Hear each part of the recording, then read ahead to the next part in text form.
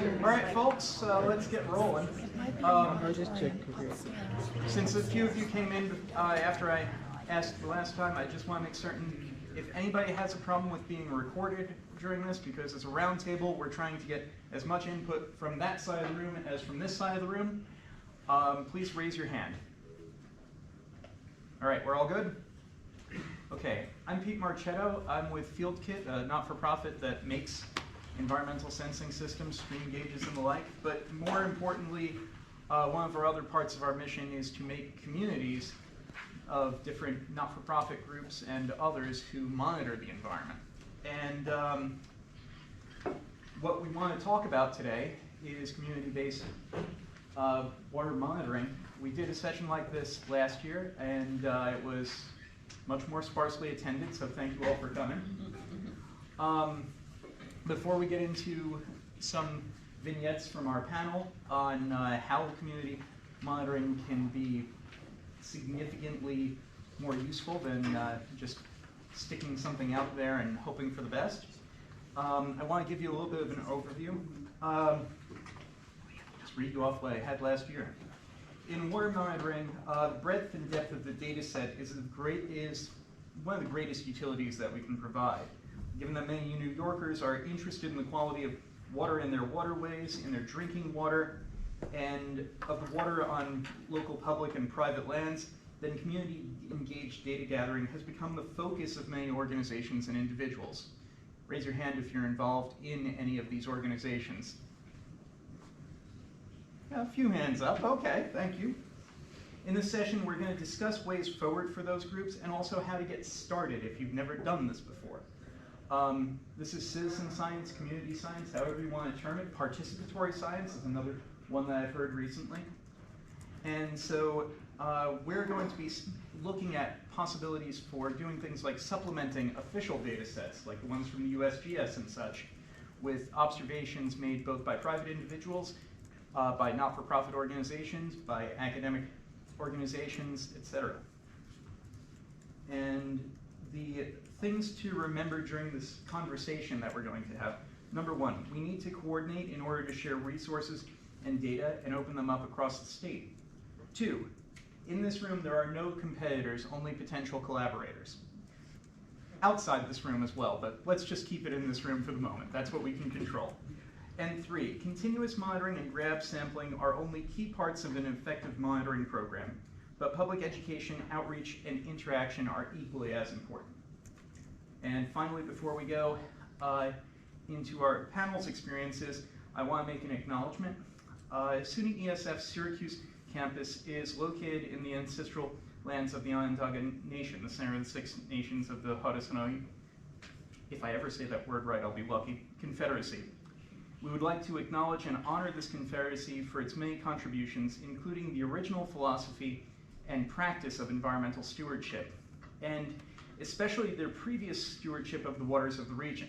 Note how when the Onondaga no longer managed the waters began to perish. We still have a lot to learn from them. So with that, I have completed the first part of my duties as your host. I would like to introduce our panel, or rather ask them to introduce themselves, and then tell us a little bit about each of their programs that they've been involved in. So Liz, do we want to start with you? Yeah. Name and affiliation, and we'll roll from there. All right, so name and affiliation first, and then we'll do a preamble after that. You got it. Okay, so my name is Liz Carter. I'm an assistant professor in the civil engineering department at Syracuse University, so on the other side of the Carrier Dome. I am a hydrologist, and I work with developing both new sensor systems and using observations from things like satellites to monitor extremes of the hydrologic cycle, so droughts and floods. And I think probably the thing that I would want to, one of the projects that my research group has been working on for the past couple of years with collaboration from the city of Syracuse, New York State DEC, and the USGS is developing a distributed sensor network that is cheap that works across the entire urban landscape to determine when our sanitary sewer systems are becoming overfilled with rainwater, because we live in a community where we have a combined sewage overflow system. So everything you flush down your toilet and everything that goes into the storm drain ends up in the same pipes. If we can develop essentially a stormwater system that is a little bit more self-aware, then we have the ability to manage flooding a little bit more democratically across the entire community. So I'm excited to talk about ways that we can use low-cost technology and sensor networking, so getting things to talk to each other within our infrastructure, so that we can democratize access to information about the state of our water systems, and hope to pursue a little bit more equity in terms of managing the infrastructure as a whole. I like the way you put that, because of the fact that it puts me in mind of the idea of flood the rich. Sorry. Yeah. Barbara. I'm Barbara Chase. I'm a volunteer with the Community Science Institute, which monitors water quality in Cayuga Lake. And so I grew up in Ohio, Northeast Ohio, south of Lake Erie, and the Cuyahoga River, which some of you may know burned in 1969 and contributed to setting the environmental movement on fire. Well put, well put. Exactly. My mother was a chemist and environmental activist, and taught us that we should all make the world, leave the world a better place than we found it. So my little part in making the world a better place is collecting water samples for the Community Science Institute and contribute towards their long-term database. I've lived in the Ithaca area 40 years and love the natural beauty of that area and want to help protect it.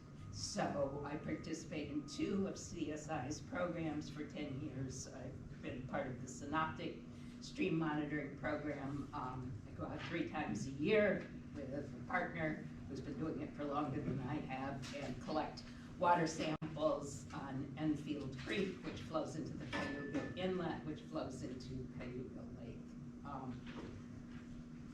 One of the things I really like is my undergraduate degree is in biology, so some scientific familiarity.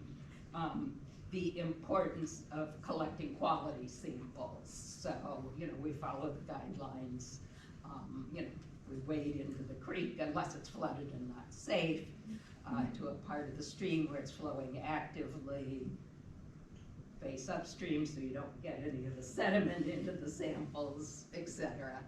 And I love seeing the streams in the same place in the stream in spring, summer, and fall, and in floods to droughts. And then the other program I participate in is their HAPS monitoring program, which probably been doing 4 or 5 years now, where I walk along an assigned zone on the shore of Cayuga Lake during July, August, and September, at least once a week, look for harmful algae blooms. If I see one, I take pictures and collect a sample, a water sample, and take it up to the lab. If there is no bloom, submit a no bloom report. I've also gone, when a homeowner calls in a sighting of a bloom, a couple times I've gone and collected a sample at that homeowner's shoreline. And I've also seen harmful algae blooms when I've just been on the lake in different places recreationally. So it's my way of contributing to water quality in Cayuga Lake. Thank you so much. I'm Grayson Scheinmantel. I'm the Executive Director of Community Science Institute, where Barbara volunteers. Community Science Institute is located in Ithaca, but we serve the entire Cayuga Lake watershed and the surrounding regions as well. We're a 501c3 nonprofit and New York State Department of Health Environmental Laboratory Approval Program, or ELAP, Certified Water Testing Lab. At CSI, we have 3 main types of programming. We do fee-for-service drinking water testing for the general public through our certified lab.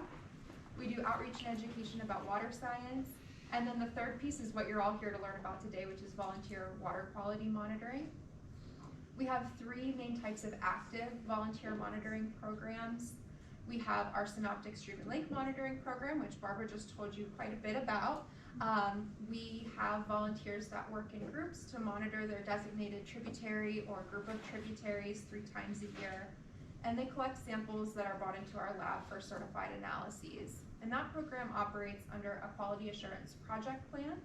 And so because it's operated under a QAP is what we call it, and it's analyzed in a state certified water testing lab, the data are considered regulatory quality.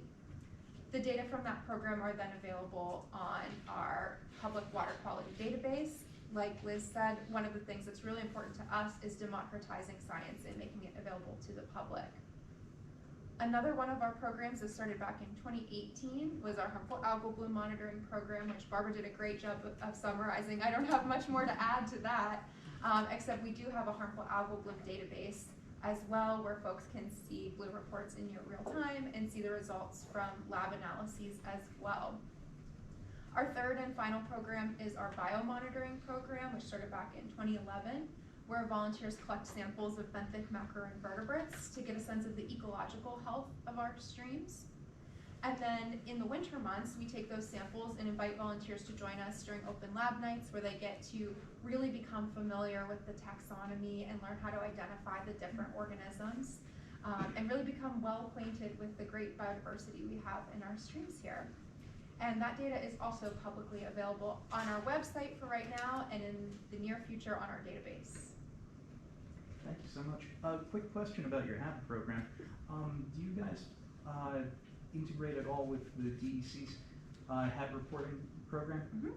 Yeah, so anytime we receive a harmful algal bloom report to Community Science Institute, that program is just Cuba Lake, I should say. Mm-hmm. We then report the harmful algal bloom to DEC through their myHAB system. And our program is also funded by the 3 county departments of health that surround the shoreline of Cuba Lake. And so we also notify the directors of public health at each of those counties. Excellent. Thank you. Mm-hmm. All right. I wanted to start by putting a couple of really brief questions to the panel. The first part is, with regards to community involvement in your work, how did you get started, and more to the point, what has been your greatest success in working with the community? And Liz, I'd like to ask you to speak on that first. Sure. So, what is my involvement with the community? I think that when it comes to the overall pursuit of getting better information about our water systems for public health, there's a lot of different types of communities that you can be engaging with here. So I think that we, just to start off, working with the city of Syracuse, we've really developed some very interesting and fruitful collaborations with different components of the city infrastructure. So, the Department of Public Works is managing the sewer systems. They've been a collaborator for us in terms of identifying hotspots where they think that the flood risk is, essentially take a step back. Our sewer systems are antiques. They were built a long time ago. Over 1/3 of the sewer pipes in the city of Syracuse are more than 100 years old. So when we're trying to think about how our sewer system is functioning under a city on top of it that has essentially grown and evolved, the infrastructure that we're using is changing, the stuff that we're putting down our drains is changing, climate is changing. We don't always know where the problems are in our sewer system, and that makes it very difficult to manage the entire sewage infrastructure with limited funding in a meaningful way. So interacting with the Department of Public Works and identifying kind of hotspots in the flooding system. Working with the city of Syracuse's kind of smart city initiatives to see if we can develop networks that we can access, so we can get our sensors talking to each other and to servers, so we can get data very quickly. Working to figure out how we can put our university-owned infrastructure on city infrastructure and get all of that data shared in a way that protects everybody's privacy, but make sure the information gets out to the public good. The other stakeholders that we've been involved with, in the city of Syracuse, and this has largely been through some of my collaborators at SUNY ESF, is we've been getting involved with lots of different community organizations to see if they can help us independently map flood risk.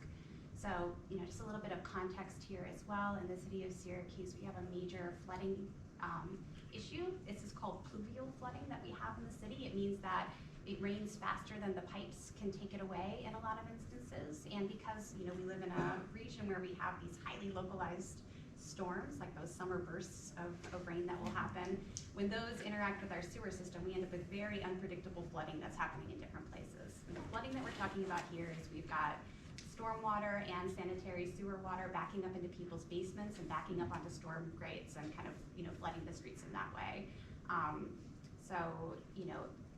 The ways that the city becomes aware of flooding that's occurring because of, sewage backup is, people can call a number, it's a 311 hotline, and they can call it and report it. But we see that, we have strong local differences in who is going to be making those phone calls and who is going to be reporting. So we see, less 311 calls are being made in places where we have renters versus homeowners.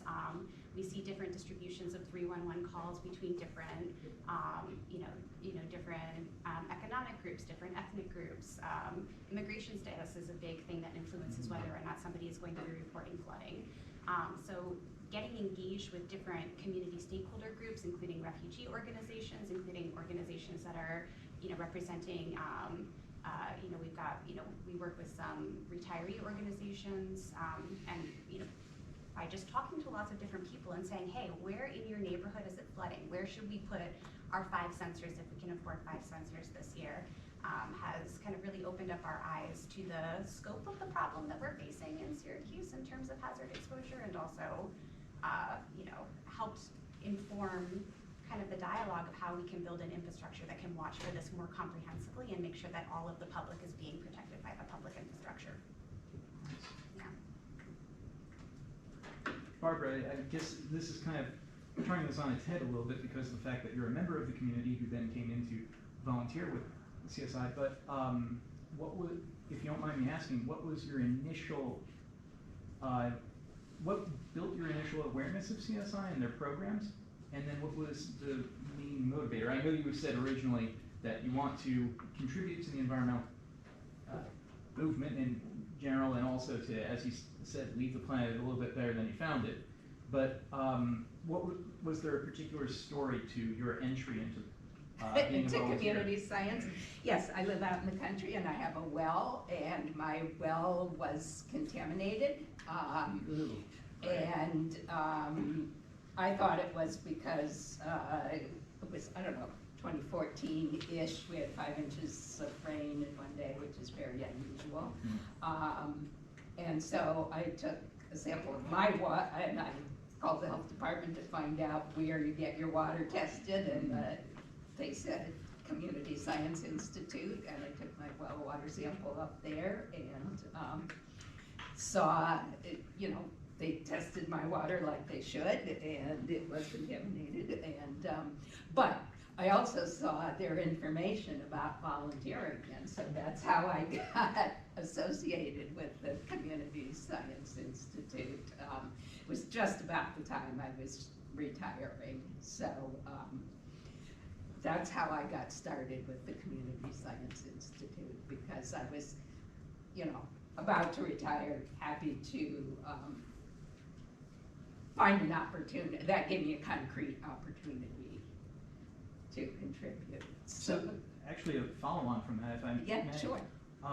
So we talked briefly on Monday, and this is something that I think was a really critical piece of advice that you told me you'd have for anybody who wanted to do community or citizen science-based monitoring programs. What were you saying about different demographics that you can try and bring in insofar as volunteers and help for that?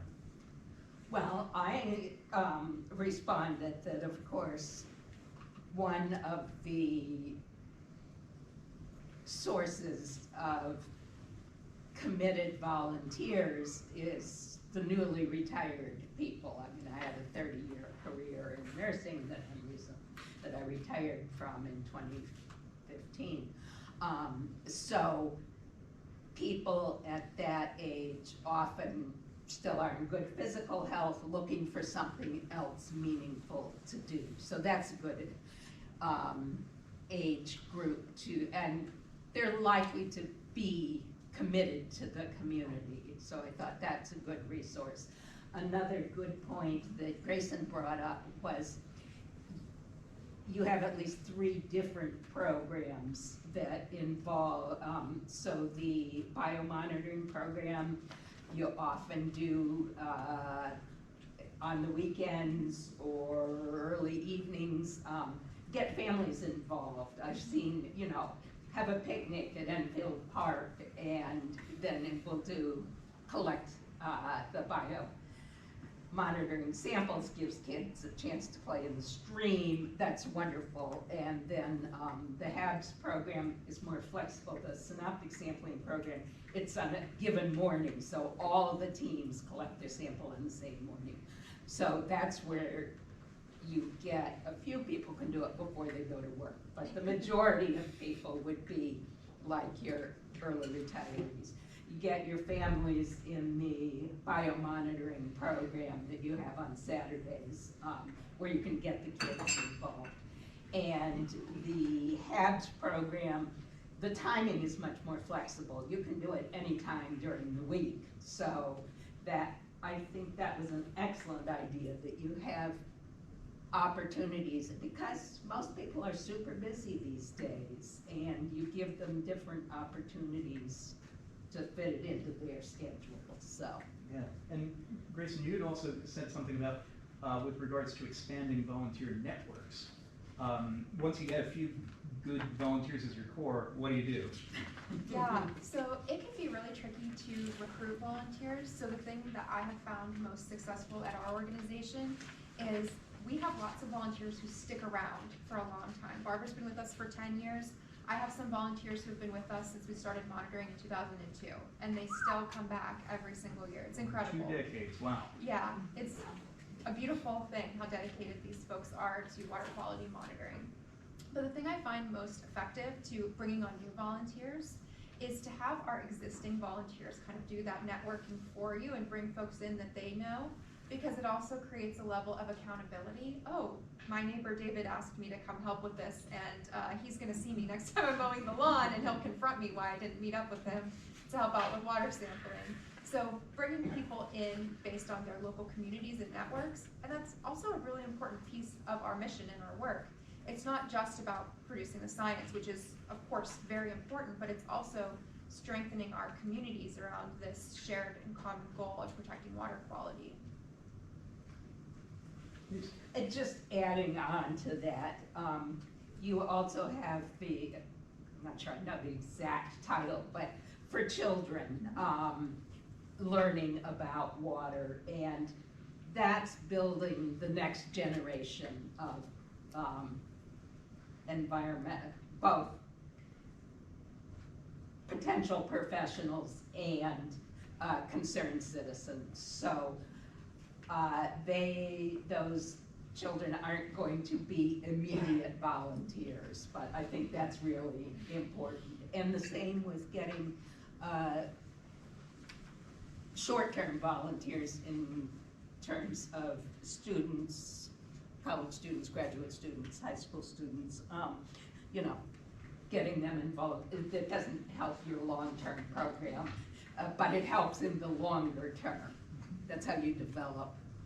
Plus the other thing is that at that point you're also increasing your impact over a larger number of people, whether or not they're with your program.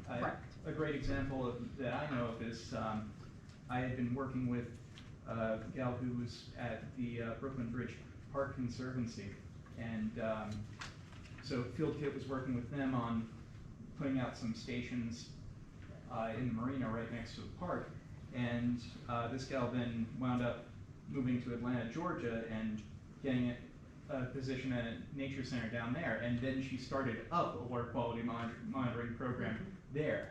So it's a matter of, even if you have short-term involvement, that person may be so taken with what you're doing that they may go on and expand on it in a different place. So I think your point's very well made, that you have your stable population, but then you also have your disseminators, your evangelists, if you will. The last question that I wanted to put to the panel before I really open things up to open discussion is, insofar as a future for community-based monitoring, how do you feel that, what are the directions that haven't been explored yet that you would like to see explored? And I think we're going to go back through the panel in order, starting with Liz on this, if you don't mind. Okay, so what are the new directions, things that haven't been explored? It's a really great question. I think that, Barbara, you made an interesting comment about, or just in general, I think one of the things that the Community Science Institute does really effectively is by partnering a certified water quality lab with volunteer networks and making sure that there's really robust training for the volunteer networks. We're collecting actionable data using, citizen observations. And I think that finding ways to empower community members to produce really, really high quality observations or to contribute to the types of data sets that we can then use for action and policy, that's kind of the front line, right? We want people's observations to be able to be translated into something that we can act upon. We want that to have the type of weight, that a sensor network would have. I know that the space that Pete and I work in is how can we get more people access to sensors and things that are making observations? How can we drive down the cost of those? So, for example, if you are interested in having a stream gauge or a precipitation gauge on your porch, what would it take to make that cheap enough, but also producing high enough quality data that we can start using those citizen observations to build better forecasts, or better, at least better data sets about where rain has fallen. So that's kind of just one thing that I'm going to put out there, is that there is a space for technology and humans to work together to build better observations of our environment.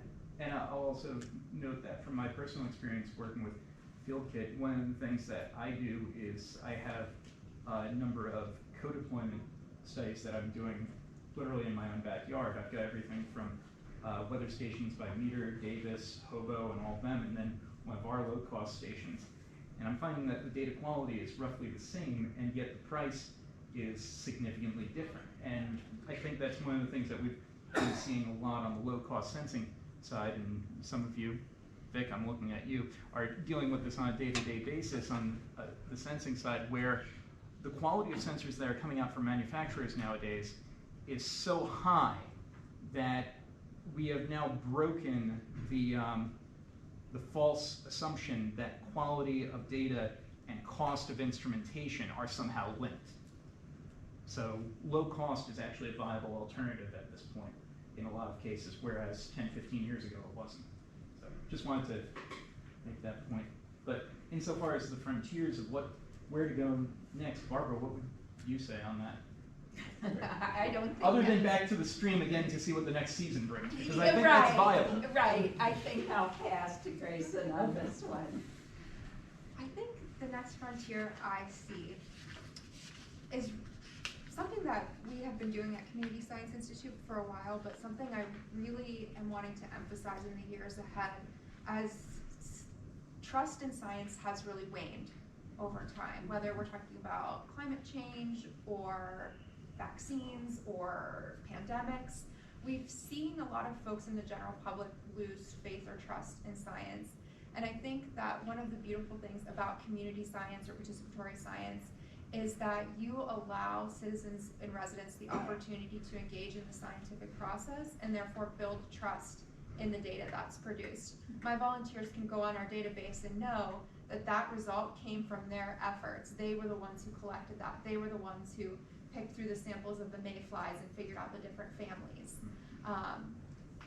Building that trust in science right now is really, really important to creating an informed society, and I think community science is a really great way to build that trust.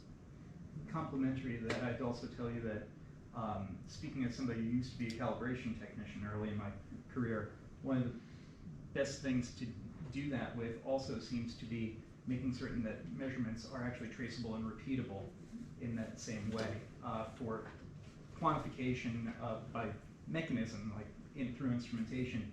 as well as what you're talking about insofar as counts and such. But thank you.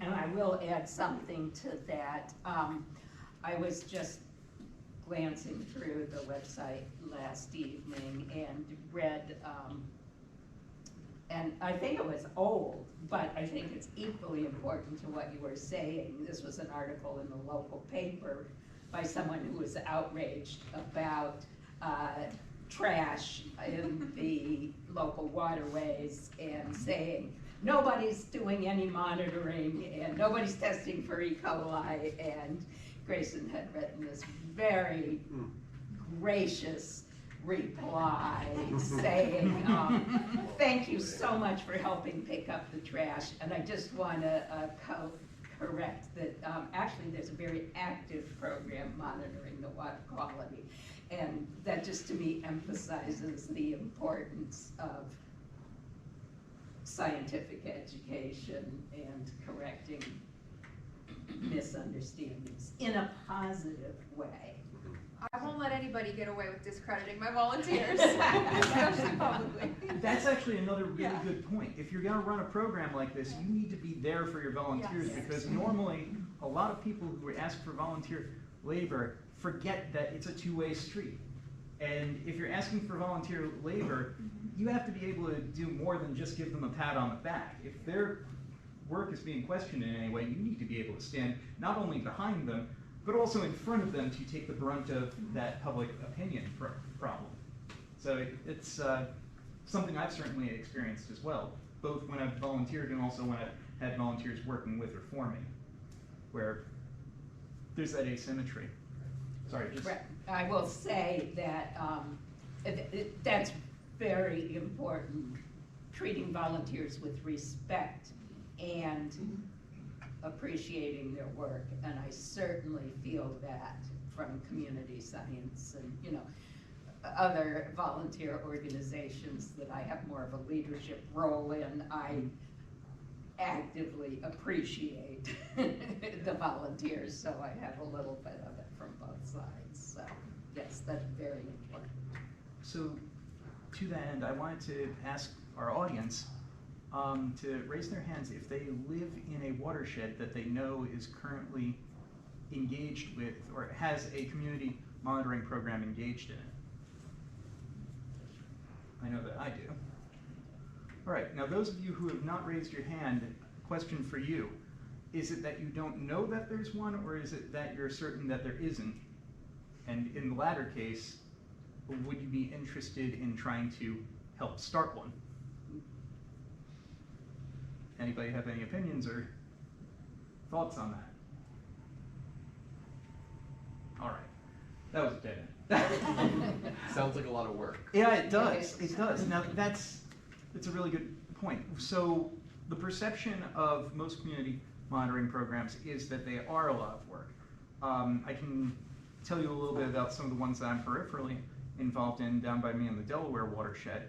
Actually, I know that one of them is currently being run by somebody in this room, Alex. Would you mind telling us a little bit about what New York EnvironCom is currently doing along the Bashik and Neversink watersheds? All right. And how much labor is involved in actually running that program? Well, I'll have to Put you on the spot. Let me give a little background, and then I can Yeah. differentiate the labor. So I founded NY Environment. It's a nonprofit, about 5 years now. So we're not brand new anymore, but still newish. And when I found I was looking for projects, and I had a friend who had another unincorporated nonprofit type group called the Deer Park Rural Alliance, and they had concerns about some water stuff in the lower Bashik. There's some polluters down there. So they already had an existing smallest group of people who are basically volunteers, willing to be volunteers. So as I came in, I mean, the work in this on my side was basically setting up the nonprofit and funding it. So, there's some, administrative stuff in that. So, but once you have that, then we're able to partner. We began partnering with the Stroud Water Research Institute, who makes data loggers. So they originally actually gifted us a few to get started, and we use that as a basis. We set up 3 initially. The basic conductivity, temperature, and depth sensors. And over the years, we've leveraged that to apply for some grants and got more funding. So we have 9 stations installed now. Some of them have additional sensors now. We do some bottle testing on some areas of particular concern, you know, for E. coli and other contaminants that the sensors don't pick up. So, you know, I mean, it's hard to look. You know, you need an administrative side to it. So whether it's an existing nonprofit or someone who's gonna, and that person will have to take on the work, and hopefully they're able to get grants or getting paid for that or funding that, and then the rest falls to the volunteers. So, and I mean, once you have it installed, none of our volunteers very few of them, I mean, it changes over time, have an actual scientific background. It's more that they come in, we train them to the best we can. And we obviously at the initial phase when we put a new station, there's a little more technical aspects to it, programming and all that. Once it's set up, maybe that's more maintenance, making sure the solar panels are clean, the sensors are clean, you know, if things get moved around. Biofouling. And yeah. So at that point, you know, it's a little less of a burden. I mean, it's hard to forecast every given year. Some years it doesn't take a lot of effort on part of the volunteers. Some years it's more demanding. People come in and out, but you know, we do what we can to support them. But I think you need to have both. You know, you need to have some administrative backstop to it, because you know, otherwise of that, and you need to have, you need to hope those volunteers. I mean, for this, they're all in the working Ulster, Orange, and Sullivan counties most.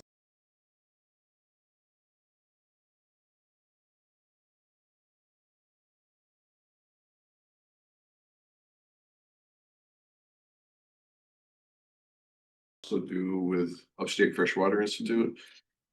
We do additional testing on all of our tributaries and our main part of our lake with looking for phosphorus and total suspended solids in the drains coming into the lake. And we've got a group of people that we've trained to take those samples, bottle samples, grab samples, basically. I'm kind of curious with CSLAP didn't get mentioned at all, so I'm kind of curious as to how does that tie into some of the community science on Canandaigua? Because I'm assuming Canandaigua is also in that. Do you get money in that? Cayuga, actually. Oh, Cayuga, I'm sorry, Are you with, Cayuga. Owasco Lake? Pardon? Are you with Owasco Lake? Glad to grow at Catch Lake. We're over in Madison County. Owasco Lake, a lot of the same lakes. things you do, Yeah, and I know. Owasco does a lot. Yeah, I live in that watershed, which is why I thought that. Yeah. So Community Science Institute, we don't participate in CSLAP, but that's partially because in the Cayuga Lake watershed, there are lots of groups that care about water quality. And so we partner with the Cayuga Lake Watershed Network and Discover Cayuga Lake, and they're the ones who partner with DEC for the CSLAP monitoring. Great. We complement it in a way because we do our own in-lake monitoring, but it's mostly in Cayuga Lake in the southern shelf.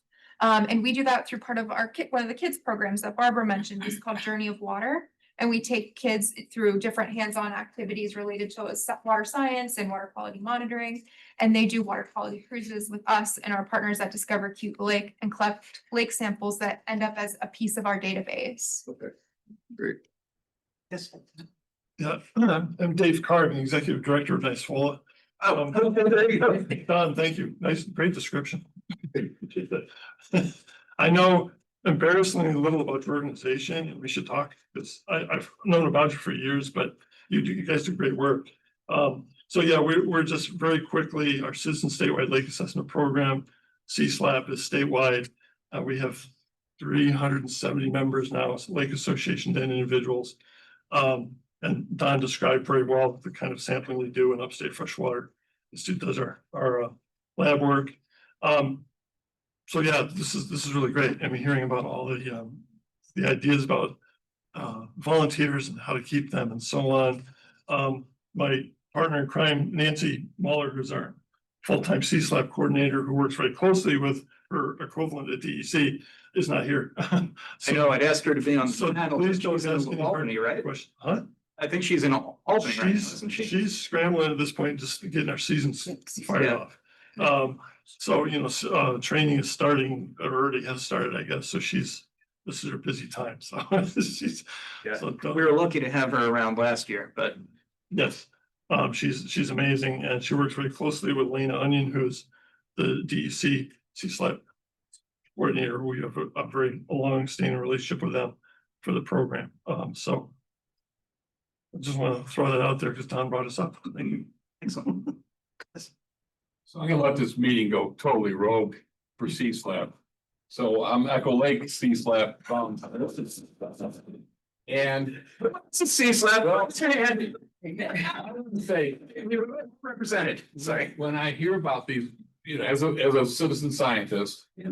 I'm most validated by the fact that I know my data is going somewhere, someone's analyzing, someone's checking to make sure I did everything right, someone's training me every year, and it's big, and I get all the information back.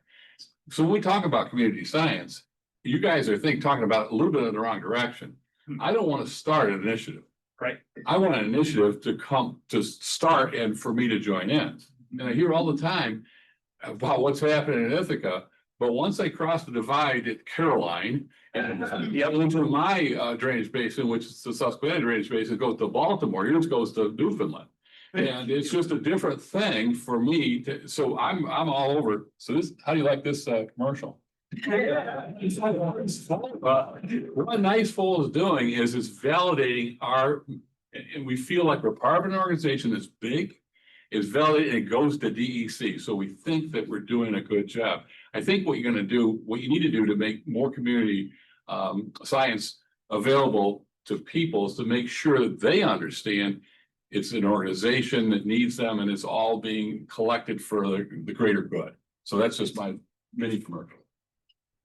Thank you so much. One thing before we go on to anything else, I did want to also point out that, well, you guys are doing an amazing job with lakes. I do want to point out that we want to make certain streams and creeks and rivers don't get left behind, just because static water isn't the only water, but I'm sorry, go ahead. I'm actually past president of Nice Falls. So I do want to say I've also been a participant in both the WAVE program with DEC and also CSI. When I was doing CSI monitoring on a little trip coming off of our lake, it was probably 15, 20 years ago. I mean, it was when you were first starting, and it was quite a demanding program. And it wasn't something that we could sustain, to be honest with you. I'm really curious, and I was hoping I would find out today how your protocols may have changed over time since you're now an ELAB certified lab, and if the protocols are different. I'm wondering, were you using field testing kits as a piece of your monitoring, or were you collecting samples that were analyzed in a lab? Oh, we were doing field testing. Okay, so that would have been part of our red flag monitoring program, which I didn't talk about because we retired it at the end of 2024. That program started in about 2010 when the threat of fracking coming to New York State was a real possibility.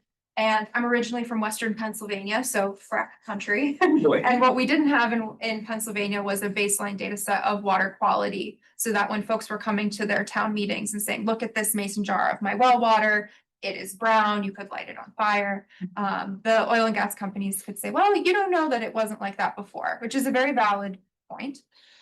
So we wanted to make sure we had a widespread baseline data set throughout New York State. And we largely focused in the southern tier for that, but we were opening it up to anybody. It is a little bit more rigorous because we had folks using field testing kits for dissolved oxygen, total hardness, pH, meters for conductivity, and then they were taking temperature as well. And that was on a monthly basis. And part of why we did it that way is the field testing kits allowed us to reach a wider area, which we can't do if you need to have samples to our lab within the holding time for some of the analytes, like E. coli, pH, those things have a relatively short holding time. So it allowed us to expand our geographic reach. The rationale for that was that we didn't have any data for a lot of those streams. So we were trying to get as much as we could. Since fracking was banned by executive order in 2016, a lot of interest in the program dwindled over time, which is why we did discontinue that program. The major tributary monitoring program that we're working with now is our synoptic program. And Barbara can speak to you about, how intensive it is, but my impression is because folks are generally just collecting a sample and then bringing it to us, it's not as intensive, if you want to speak to that. Right, I don't find spending 2 hours 3 times a year a burden. So that's the simple answer to me, but I'm committed to this. So, that might be difficult for some people. And as I said, I'm retired, so I can do that. I also understand if you're working full-time and raising a family, you can't take 3 mornings off, weekday mornings off to do this. I will say one of the other benefits of doing the field testing kits, and we don't use meters or sensors except for a conductivity meter, is it allows the citizen scientists who are participating to really understand the science. They're actually gathering the data itself. So we are doing a small project right now with a group of about 15 volunteers monitoring some tributaries of the Upper Catatonic, which is part of the Upper Susquehanna River watershed. And they're using that technique, but it's a short-term project. So they're not signing on to do it indefinitely like it was before. That's good. And I was just saying, I didn't mean that to say anything. I would be interested to know what the protocol. Oh, yeah. Did we answer your question? No, I was hoping to see more about that, but we can talk later. Sorry, yes, in the pink shirt in the back, I know you've had your hand up a little bit. I'm Mary O'Reilly. I'm a adjunct professor at the Milwaukee School of Public Health. I'm co-chair of the Manly's Watershed Stewards. But my question is, with all the data that you've collected, can you give some examples on how that has influenced the decisions of decision makers, like local officials, that are making decisions about building permits, town codes? How does the data that's being collected, I would like some examples of how that has affected decisions. I can give 2 examples from Community Science Institute's history. So one of which was we monitor Trumansburg Creek, which is a tributary of Cuba Lake, and there's a wastewater treatment facility that discharges into that stream. And for several years, our volunteers had noted that the E. coli levels were very high, and same with fecal coliform levels. We're talking tens of thousands of colonies per 100 milliliters. We brought that information to the village of Trumansburg. You know, we're very, we don't consider ourselves to be like a watchdog organization. We're not out to do the gotcha. We're trying to work with people. You know, we worked with the village and ultimately nothing was done to address it. So we did go to the DEC with those data, and ultimately the DEC found that the wastewater treatment facility was not in compliance, and they had to do major renovations to their wastewater treatment facility as a result. And ever since then, the E. coli levels have been really super. So we have volunteers continuing to monitor afterwards. So that's one example where it's been used. And then I'll just give one more. The southern portion of Cuba Lake used to be listed as impaired for potentially pathogenic bacteria. And CSI data on E. coli was used to delist the southern portion of Cuba Lake from the impaired water bodies list. If I may, I'd like to interject 2 other examples. One is actually over the Pennsylvania border, just by a tiny little bit over in the watershed I'm in, which is the Delaware. Damascus Citizens for Sustainability is a citizen group, as the name suggests, that was very interested in the fact that there were companies who were coming to landowners in the early 2010s looking to buy mineral rights for fracking for natural gas in the upper Delaware Basin, and especially on the Pennsylvania side of the river where there was no talk of a moratorium. And what they did was not actually a water quality monitoring thing. What they did was they went around and got methane baseline data using some rather expensive equipment. I think it was probably one of the Picaro gas analyzers, but basically getting data throughout the town and the surrounding countryside for what the methane in air and especially around people's water wells were. And as soon as the gas companies heard that, Damascus was left alone. They didn't have landmen coming out anymore because they realized, oh crud, we can't tell them that the methane levels never changed. So that power of baseline data is well documented in the Damascus case. The other one that I wanted to give you was what's been happening on the Shawangunk Kill down by me as well, where a wastewater treatment plant essentially went offline due to flushable wipes, quote unquote, being put into the sewer system in Bloomingburg. And the plant first overflooded due to a high volume rain event, overflowed into the Schwangunk Hill, which is usually its effluent channel. And that was bad. But then the sweeper arm inside of the plant that was supposed to actually take these solids like flushable wipes out so that they could be removed broke due to the increased non-soluble, non-biodegradable load. And they decided that the best thing to do would be to take the cloth filters out of the final stage of the sewage treatment plant. Meaning that for over 3 years, the plant was discharging, based on what I remember hearing from Frank Coviello of the Bashkill Area Association, on the order of 120,000 gallons per day of settled but untreated sewage. The Bashkill Area Association is not technically in that watershed. In fact, they're in the Delaware Basin, and the Schwangunk Hill is in the Hudson watershed. But they're just separated by a tiny little ridge. So the Bashkill Area Association, as a capable entity, went over and started doing grab sampling right by the sewage treatment plant. And wouldn't you know it, when you see a number of, what was it, 2,504 NPMs per 100 milliliters, I believe that's the overflow number, the detectability limit for E. coli with the usual Colifert tests. And time after time, the Bashkill Area Association has drawn from their own private funds to do tests every month for the last year or so on the Schwangunk Hill. Recently, the levels have come down significantly, but time after time, both the E. coli and fecal coliform bacterial load levels were off the charts, literally. So in this case, the data got back to DEC, and there have been some things done insofar as what the conditions are for the permit to continue use of the sewage treatment plant. And also the Village of Bloomingburg has been working with both DEC and New York State Department of Health to figure out what their mitigation plan is and their way forward. But action was taken once again by citizens after seeing this, and that is what drove the change. So a couple of good examples. Yes, sorry. In the blue shirt. I'm David Sonnenfeld, a professor emeritus of environmental studies here at ESF. I'm interested in citizen monitoring of emerging pollutants, in particular PFAS.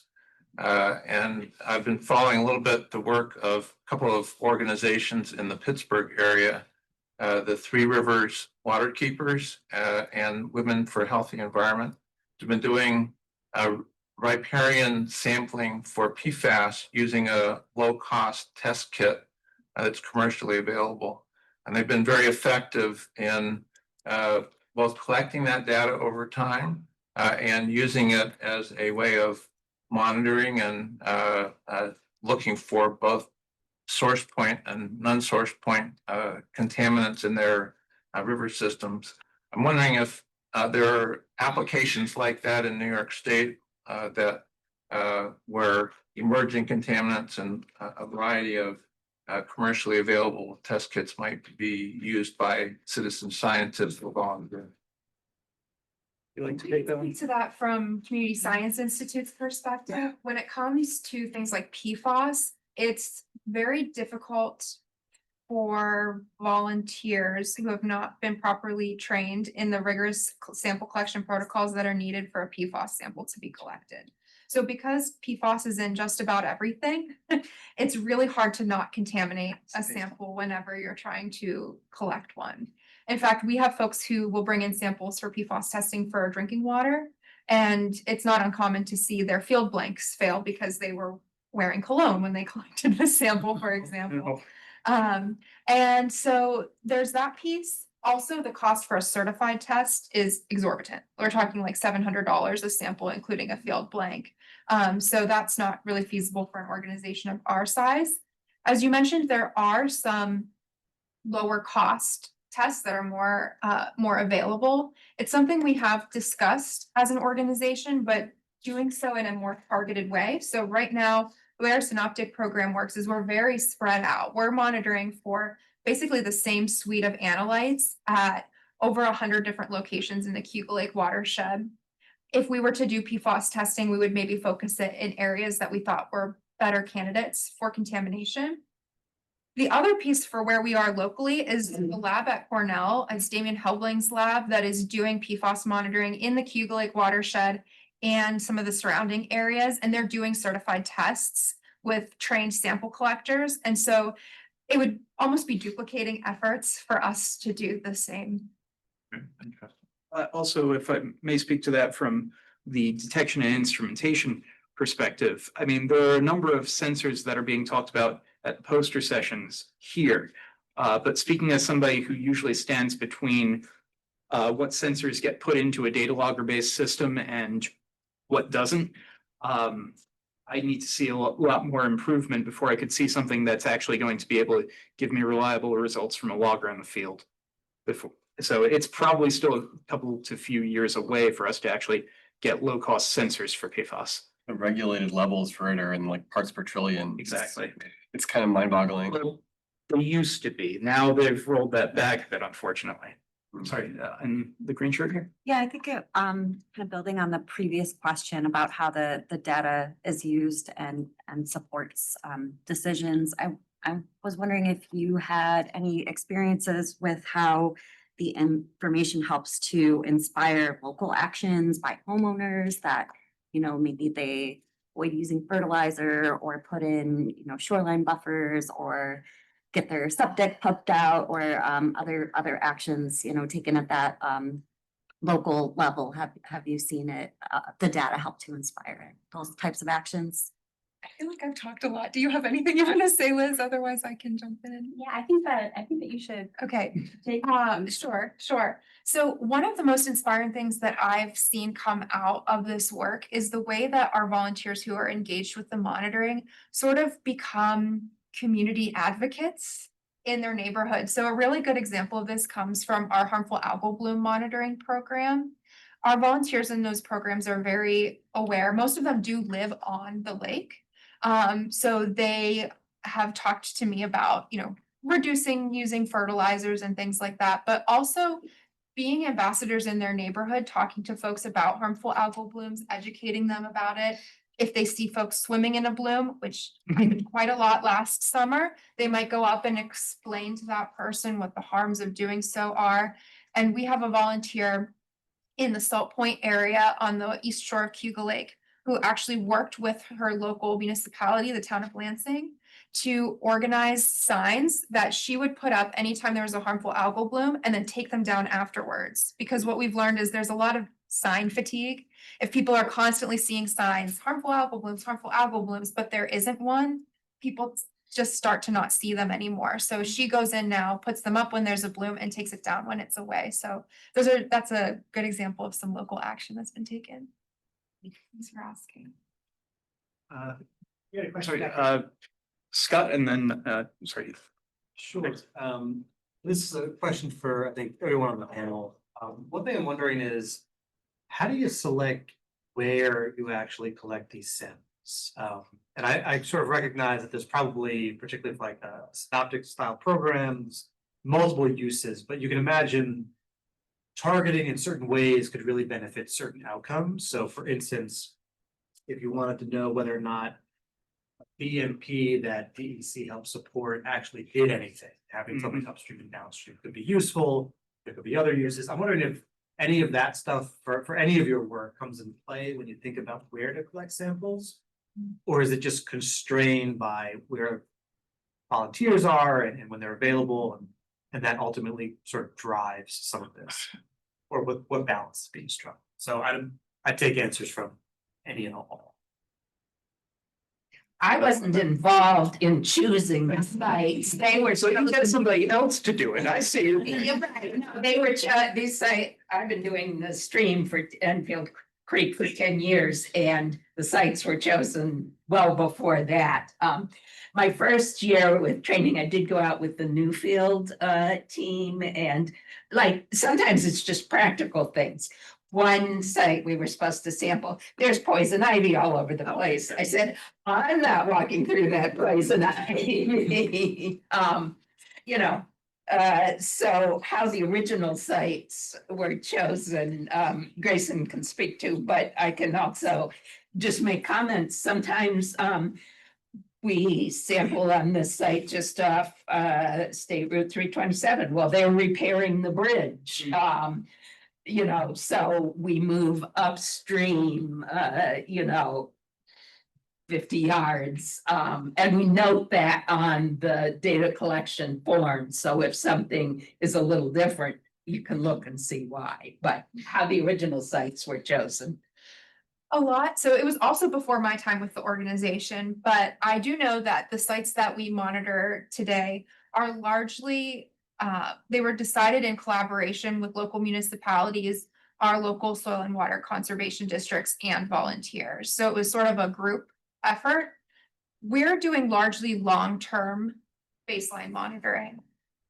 We would love to, and we've been in talks with some partners about doing this, doing some more specific targeted monitoring, based on exactly what you said. Oh, we know this new project is coming in. Let's do some before and after or upstream, downstream type of analyses with them and look at it more as a short-term project rather than being a part of our over 100 sites that we're monitoring in the Cuba Lake watershed 3 times a year every year.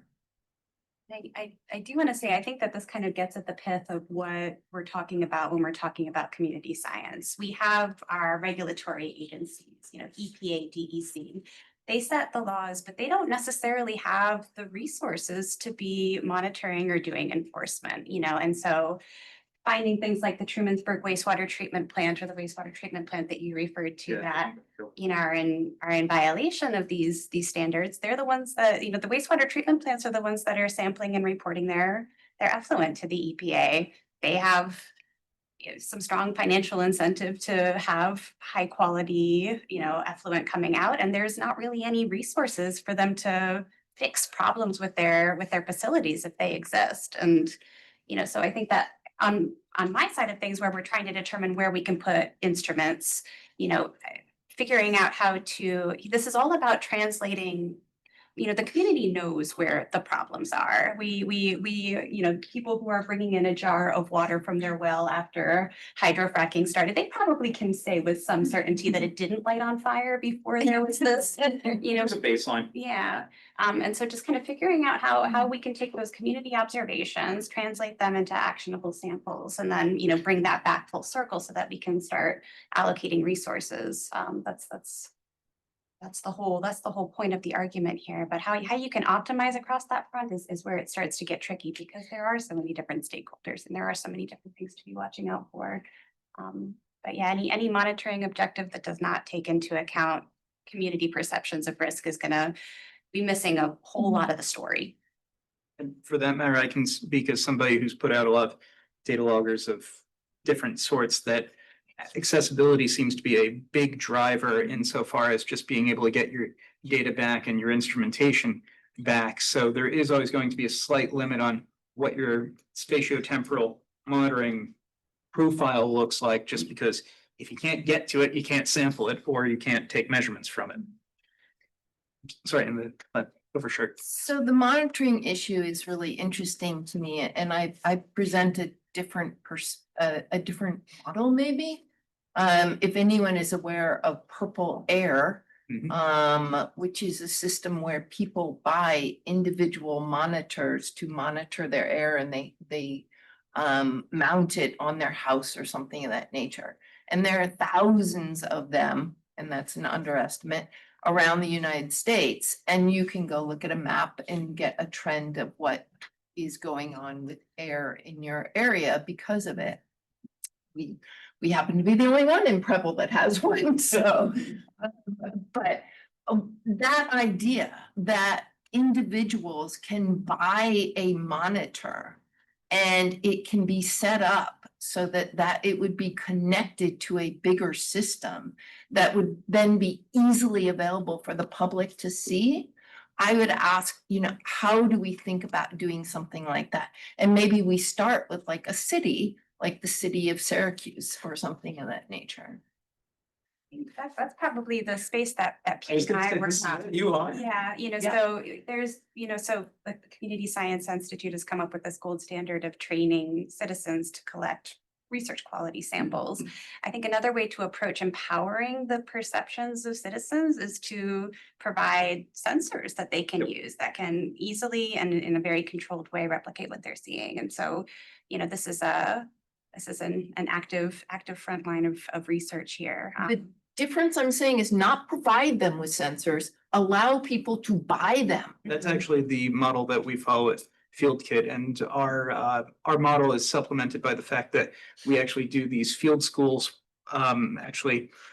So folks from, let's see, DEC, Brooklyn Bridge Park Conservancy, Bashkill Area Association, Catskill Mountain Keeper, and a number of other not-for-profits. So Tim did one of our field schools down in the Bashkill, where we had them then put together an actual sensing system out of the components that we make and sell, despite being a not-for-profit. And so that's part of our model, is to be very much like Purple Air, except for the fact that we don't necessarily commercialize the data. We make the data freely available and everything open source. So if somebody wants to duplicate anything, they can.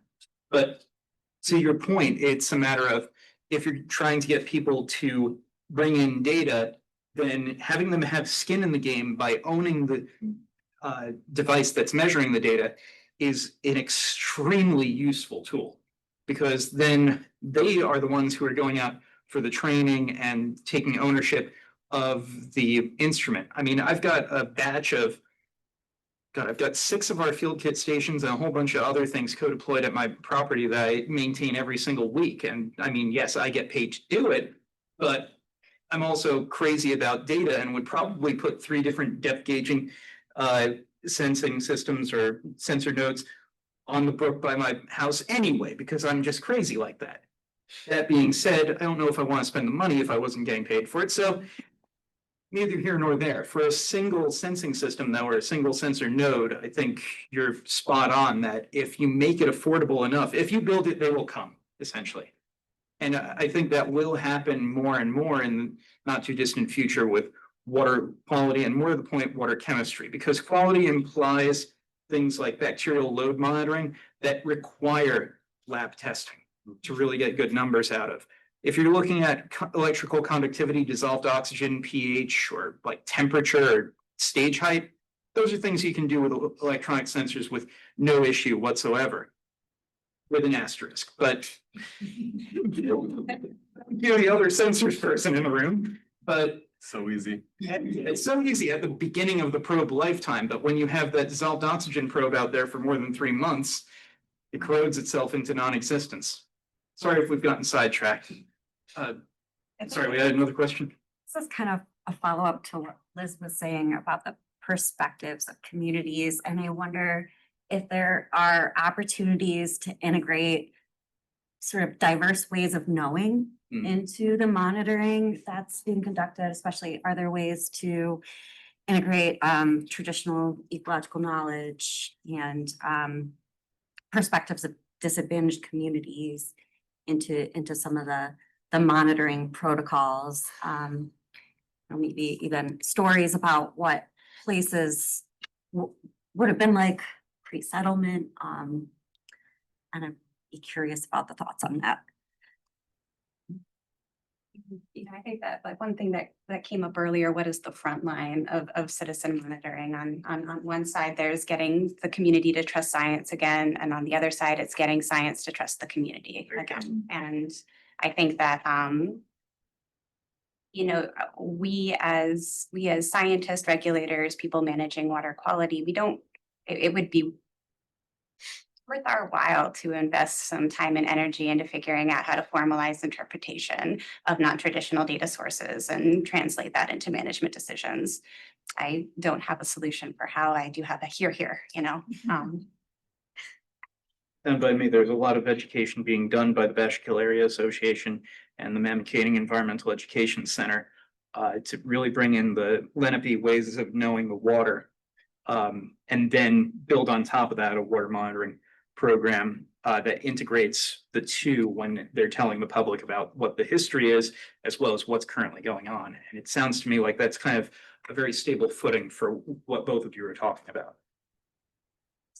Thinking about in infrastructure design, I teach a water resources engineering class, and when we're talking about building a dam with a certain design life, we always kind of go back and look at these historic dams that have been around for thousands of years, in some cases that are still operational, that were designed without a stream gauge or without a PDF, a probability distribution function. These are all just based on, what we knew about the existing floodplain. And I think until we can, and I think there's some really interesting front lines and scientific inquiry to figure out how to get that information in there. But there's this is a community perception thing, Sorry, I just wanted to say, what you're doing is wonderful, and having more people on the ground, making observations, it's so critical. And just having you out around Cayuga Lake, taking those, observations for HABs, it's made a difference. People notice it and understand it, and we don't have enough of that. And so, increasing that capacity to protect our lakes and our streams is really critical. So I just want to say thank you. And I would like to know more about the protocols, and maybe we can talk about that, because a lot of times what happens then, you got your quality assurance plan. I don't know what it looks like. I know what ours looks like. And so it would be really good to see those things. And I think you do work with DEC, but of course there's a disconnect as well. So maybe we can talk about some of those, but getting back into the community and bringing other issues like traditional ecological knowledge in, that's where when you've got some people with skin in the game, boots on the ground, and working together, you could start to bring in other partners and have those conversations in your community. And our Kettle Lakes group, we do that. Good. But it really starts with getting the community interest. Thank you. Sorry, yes, in the second row back here. Thank you.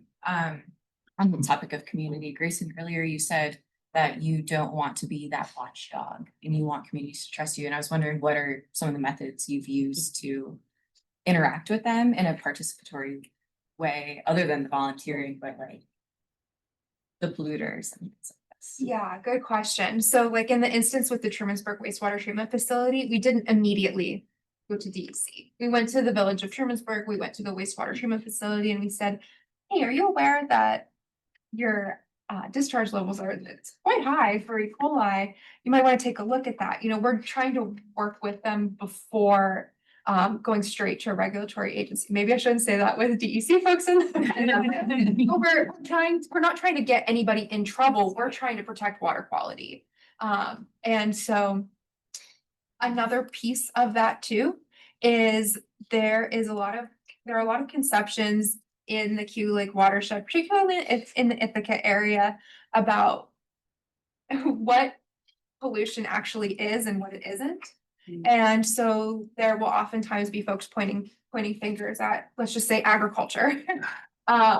And so one of the things that our data can do is we're saying, okay, you're saying this is a concern. We're going to monitor upstream and downstream of these different agricultural areas. Sometimes we do see elevated levels of nutrients or E. coli, and sometimes we don't. But at least now we know what the reality is, instead of making assumptions about who's polluting and who isn't, if that makes sense. There's definitely some bias in there. We have time for, I think, 2 more questions. Don, you had your hand up for a while. Okay, yeah. So in our testing, outside of C-SLAB testing that we do, we also do some independent testing with grab samples and for TSS and then for phosphorus. But we'd like to do further testing out into looking at some of our streams and some of the other inflows. And to do that, we look for low-cost sensors. And we haven't talked a lot about that, except you're trying to develop a low-cost sensor network, and that's what you do. I do, yep. And I'd like to learn more about that, because as we try to monitor different parameters, I find it's expensive for our little association to try to build a sensor network that we can deploy, especially if we have to deploy 2 or 3 of these. Yeah. So I'm looking for any information you could help me with that. The commercial will come sometime around noon during lunch. Yeah. Okay. Yes, in the back there. Do you have any experience with or opportunities to work with local high schools in your area to have like maybe a year-round monitoring program or a summer program. And I partially asked that and also in mind the New York State Seal of Civic Readiness. It's a new type of way to get students more involved in their community. And so they have to, one of the things that they have to do is they have the option to do like a project or some type of volunteer hours, those types of things. And I just didn't know if that can kind of go in line with this and if you have any experiences or opportunities to have something like that. In the city of Syracuse, we work with aviation clubs in the different high schools who can help us do our drone monitoring. So, we're mapping floodwater extents, getting a little bit into the weeds of this, but we need to have a really good 3D model of a neighborhood to be able to do that well. And so we've been having a lot of success getting young people kind of out and getting the hours that they need for their drone pilot certification, doing surveying. But I wonder, Barbara, if this kind of goes back to what you were talking about earlier with we all go through different phases of life, and there's certain phases of life where it's a little bit, I feel like getting high schoolers involved, I think would be excellent. You said it's the New York State Civic Seal. The New York State Seal of Civic Readiness. Seal of Civic Readiness. Yeah, it's pretty new and I don't think a lot of schools know about it from our experience, but I think it has a lot of potential to help with something like this too. I've got 2 high schoolers at home. I mean, speaking as somebody who's taught at a high school relatively recently and tried to get the students in on monitoring, the interest level can be very, very low at times. And especially if you're dealing with a smaller school where the students are coming from a perspective that they don't necessarily need the outside, getting them to acknowledge that the environment around them really has an impact on their lives and getting them to think further out, I have found to be a challenge. Now, that's not going to be the case in all schools. I'm just speaking from personal experience. And I have also had very good interactions through the 4-H2O program with Tompkins County 4-H and CCE with Started by CSI. Yes. CSI, yep. With students of even younger ages. There is a lot of opportunity, but it is I would say it's probably highly district and school dependent. I will say we haven't had much success working with high schoolers or college students because they come and they go. Yeah. And we really rely on consistent volunteers year to year. However, the one exception is if there is a core teacher or administrator at the school who's highly motivated to continue throughout, it doesn't matter if kids come and go because that teacher will stay consistent as a guide for them. So that would be a really key piece in engaging those communities. Another piece too is that our biomonitoring program is very open to small projects, not just long-term monitoring. So for example, this summer we're partnering with a homeschool group and we're going to be working with teenagers to collect a biomonitoring sample in Fillmore Glen State Park. And we haven't collected a sample there in maybe 10 years, something like that. So we're excited to do that, but it's a one-time thing, not a consistent monitoring program like our others. I think we don't even have time for one more question, but I'll let one more in before we have to get going. Yes.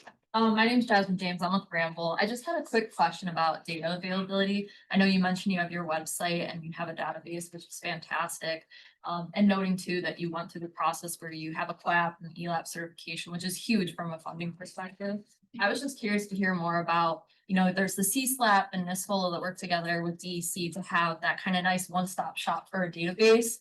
But wanted to hear more with all these great local communities and organizations, how we can kind of work together. DEC has the Division of Water. I know they have like an environmental resource mapper and EPA has their water quality portal, but finding a place where that data is just a quick place to be accessible to everyone.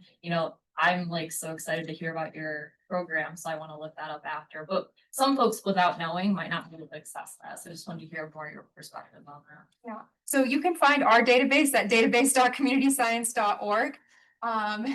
Nice. Shameless plug for that.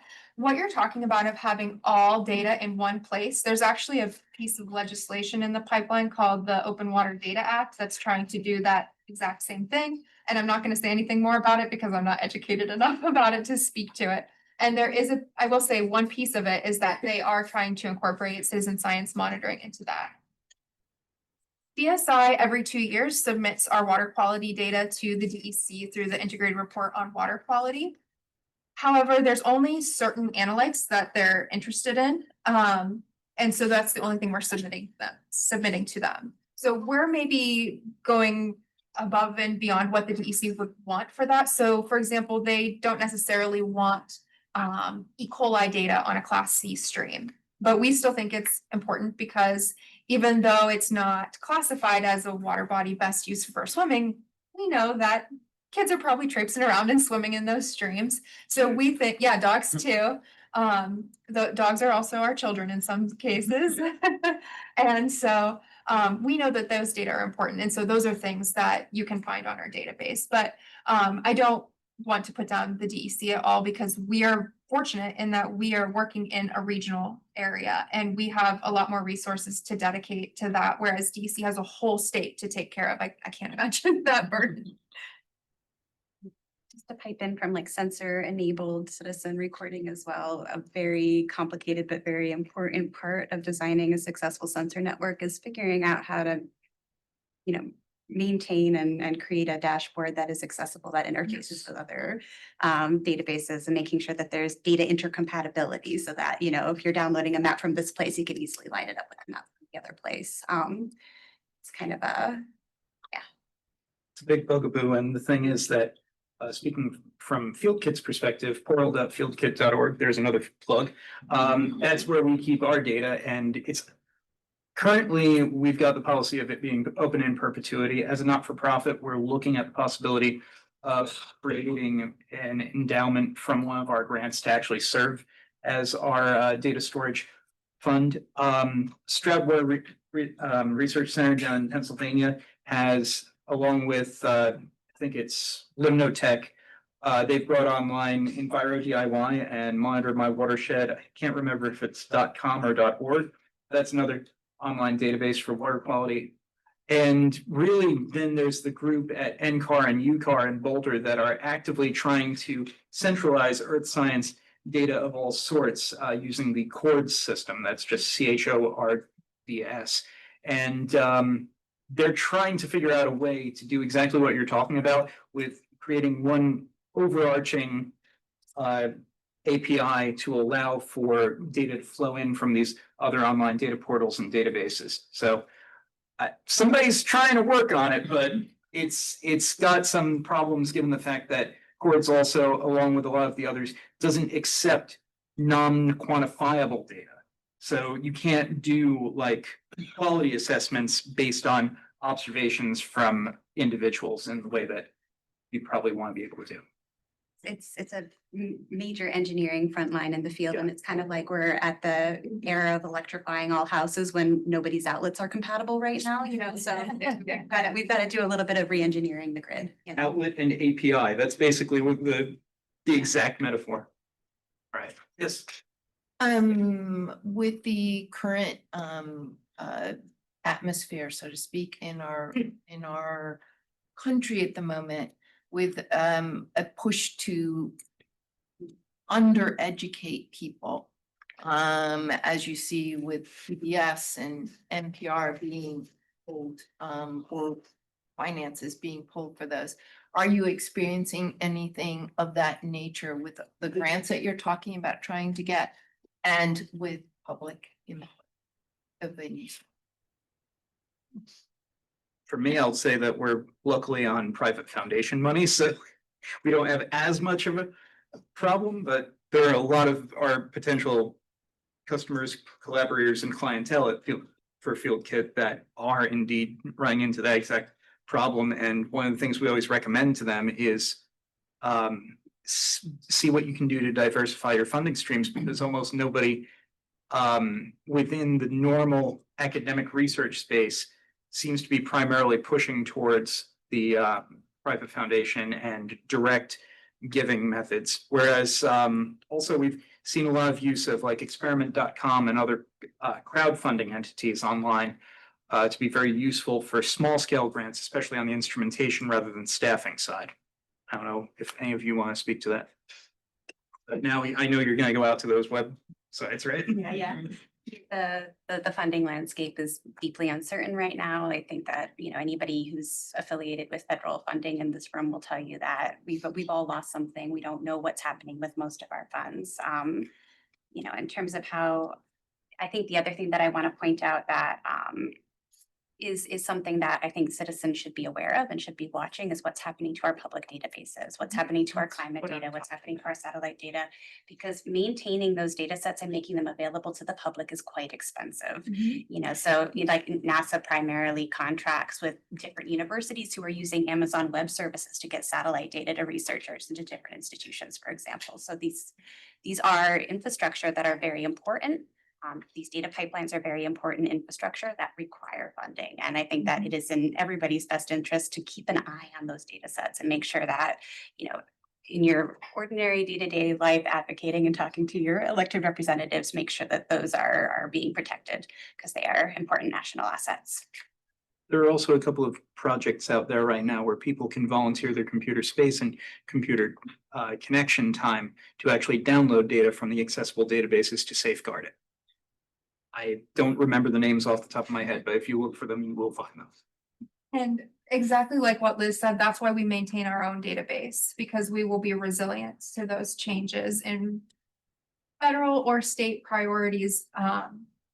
We are lucky in that we have very diverse income streams. About 50% of our income comes from our fee-for-service side of things. And then another huge portion of our budget comes from support from local municipalities. So we don't receive any state funding. We don't receive any federal funding directly. A small portion of what we earn is in donations and foundation grants. We do expect more competition for those two things. But otherwise, we're prepared to be there for our community.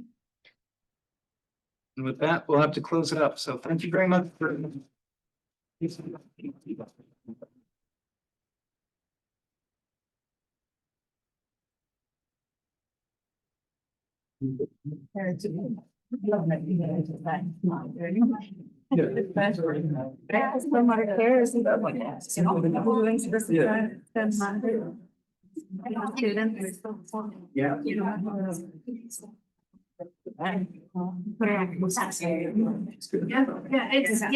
also basically just like a branch, how maybe that's all 6 months so I've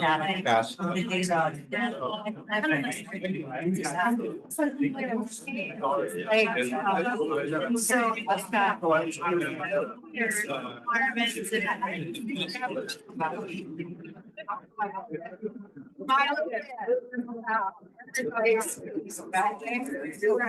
right.